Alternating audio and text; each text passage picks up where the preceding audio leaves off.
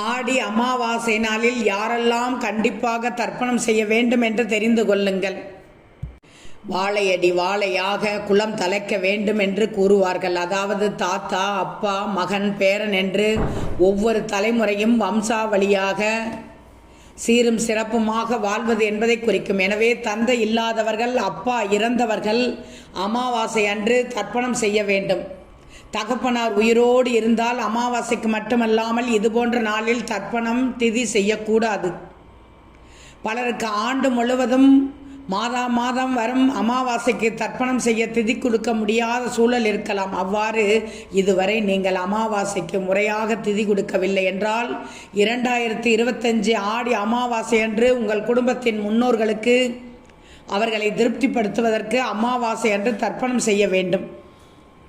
இறந்தவர்களுக்கு முறையானது பித்ரு காரியங்களை செலுத்தாமல் விட்டவர்கள் ஆடி அமாவாசை நாளில் முறைப்படி நீத்தார் கடன் செய்து நீர்நிலைகளில் எல் வைத்து தர்ப்பணம் செய்து பித்ருக்களின் ஆசியை பெறலாம். நாளை வியாழக்கிழமை காலை அதிகாலை 3 மணி அளவில் தொடங்குகிறது என்பதால் வியாழன் அன்றே அமாவாசை அனுஷ்டிக்கப்படுகிறது. தட்சிணாயன புண்ணிய காலத்தில் தொடக்கமான ஆடி மாதத்தில் முன்னோர்கள் பூமிக்கு வருவதாக ஐதீகம்.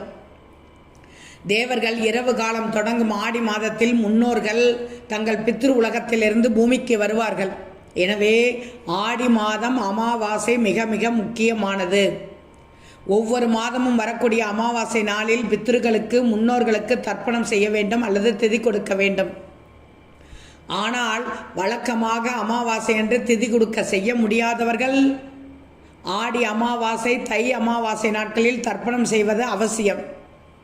இந்த 2025 ஆடி அமாவாசை நாளில் கண்டிப்பாக திதி கொடுக்க வேண்டும், தர்ப்பணம் செய்ய வேண்டும். தகப்பன் இல்லாதவர்கள், தந்தை இல்லாதவர்கள் தர்ப்பணம் செய்ய வேண்டும்.